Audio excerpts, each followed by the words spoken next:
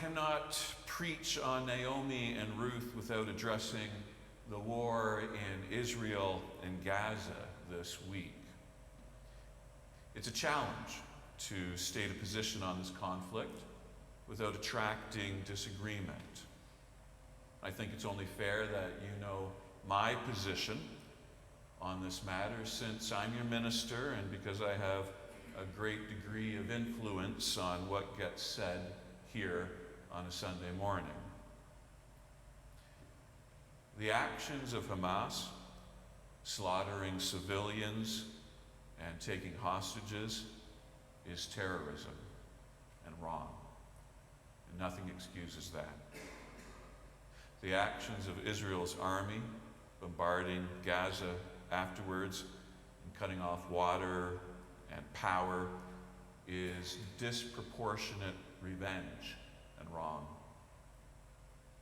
The region is locked in a cycle of revenge fueled on the Palestinian side by Islamic extremism and on the Israeli side by Zionist extremism.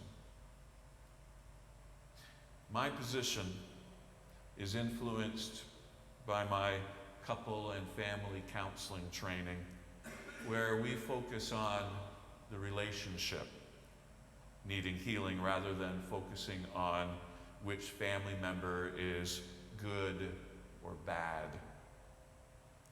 This means that my care is fluid, ready to side with the people who are vulnerable in that relationship without losing sight of the complexity of hurt and woundedness. I find myself this week agreeing with Naomi Klein, who wants a solution, quote, rooted in values that side with the child instead of the gun every single time, no matter whose gun and no matter whose child. And so I accept that pro-Israeli friends, colleagues, and parishioners of mine will be disappointed, even upset for me that I don't share their position. And I accept that pro-Palestinian friends, colleagues, and parishioners will be disappointed and even upset with me for a position that does not agree with theirs. I also expect that both sides will accuse me of trying to sit on a fence, of trying to be neutral.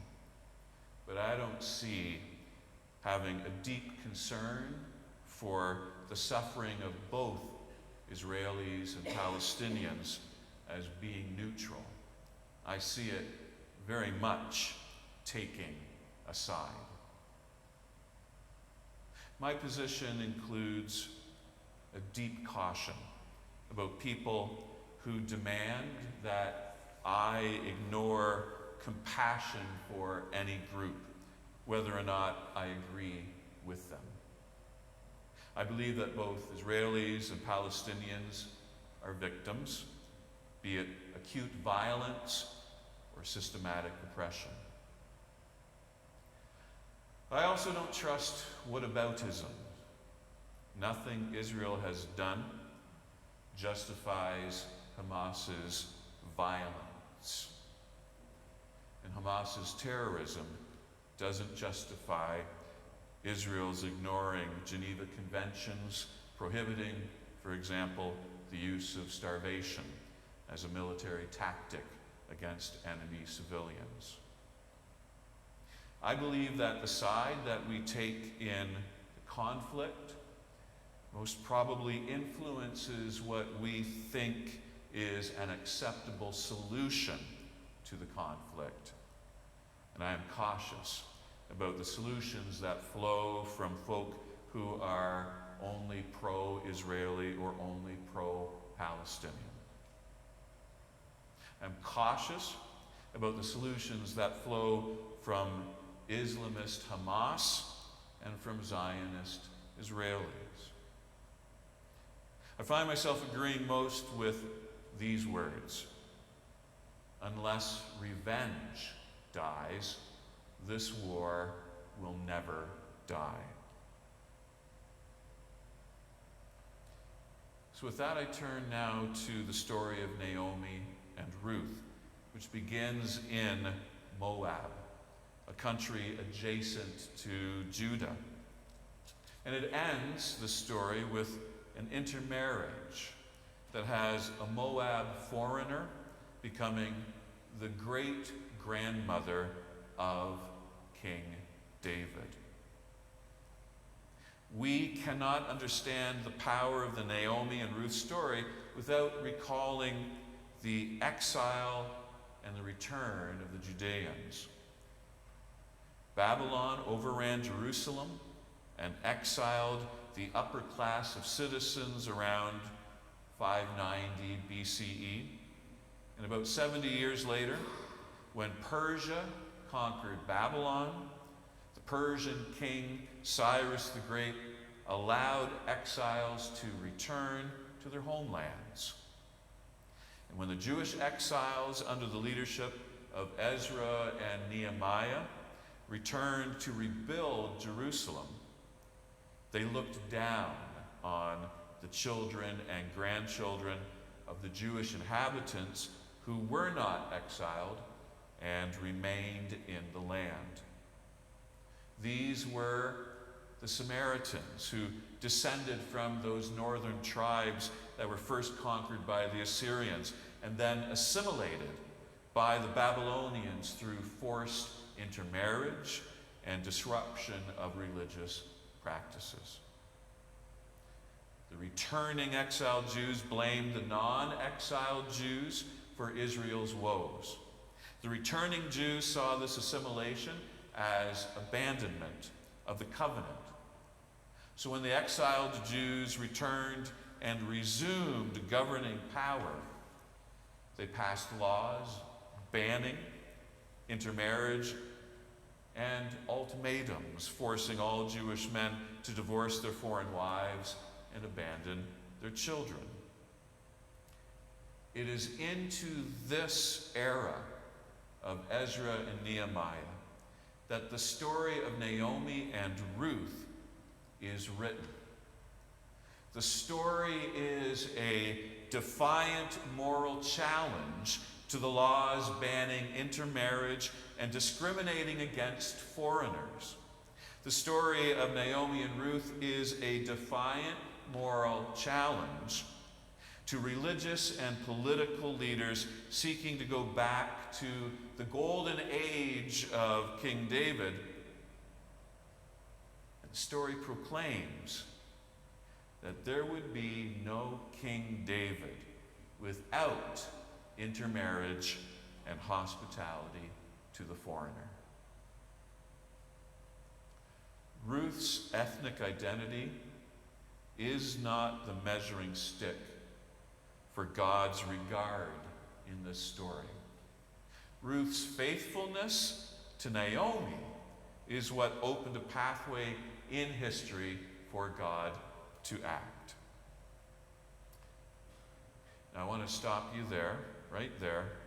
If you think that I'm setting up an analogy that says modern-day Israel is like the returning exiles and modern-day Palestinians are like the Samaritans that they look down upon, I want to stop you right there if you think that I'm saying that modern-day Palestinians are like the hero Ruth. No, those analogies don't fit. But if anything, I'm saying that modern-day Israel is still the people who chose to lift up the story of Naomi and Ruth back in the days of Ezra and Nehemiah and their laws. And we, in the Judeo-Christian tradition, can continue to choose the story of Naomi and Ruth over the story of Ezra and Nehemiah. The first thing that we do when we're born is we take a deep breath and we cry. We cry to survive. And our cry summons security, Security in the form of an adult human collecting us into the safety of their arms, which calms our uncertainty as we transition from the warm womb to a cold world. We are hardwired to seek security. And that search for security continues into adulthood.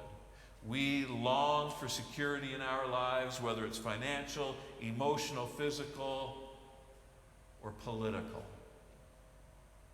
That cry and that search for security is hardwired into our humanity because our lives are adrift in a sea of unknowns. The story of Naomi and Ruth is a story about finding security in uncertainty. In their culture, security came from kinship and marriage. And when a woman's husband died, Israel's law allowed for the man's brother to marry the widow. And that way, the widow stayed securely in the family. But Naomi, she couldn't offer this security to her widowed daughters-in-law. She had no more sons to offer. So her only option for their well-being was to release Orpah and Ruth to return to their family of birth in the neighboring country of Moab. You can bet Naomi would have loved to have kept her daughters-in-law with her as she returned to the land of Israel and Judah. They provided her with security and support. She loves them. You can tell from the tenderness described in the story that Naomi loves Orpah and Ruth, and they love her back. But Naomi is more concerned with their security than with her own. And so she says, "Go back, each of you, to your mother's house. May God deal with you kindly in the way that you've dealt with me and our deceased loved ones. May God grant you security, each of you, back in your home family." And she kisses them, and they all wept aloud. Naomi wants security, just like we want security for our loved ones and our children. She was certain she couldn't provide it. So in act of love and sacrifice, she urged her daughters-in-law to return to their home tribes where the promise of security was more certain. But Ruth, contrary to all expectations, chose to trust Naomi's love and commitment. She believed Naomi's love would provide security despite the overwhelming uncertainty that lay ahead. I have no doubt that you can feel Ruth's insecurity. You've had your share of experiences with uncertainty. A fixed income leaves us feeling uncertain about surprise costs. We can feel uncertain about housing, if not for ourselves, for our children who are facing increased rent or mortgage payments. We can worry that inflation will erode our savings. We can feel uncertain about our health. These uncertainties can leave us feeling insecure, just in the same way that Naomi and Ruth were. But we can also feel, can we also feel, Ruth's defiance against uncertainty. We can, I hope, hear and even say what Ruth says. Where you go, I will go. Where you lodge, I will lodge. Your people shall be my people. This is what it means to follow Jesus Christ in our hearts and in our daily lives. In Jesus, God says, I will set you free to seek security any way you choose in this world. But to follow Jesus is to say in response, where you go, I will go. Where you lodge, I will lodge. Your people shall be my people, and your God shall be my God.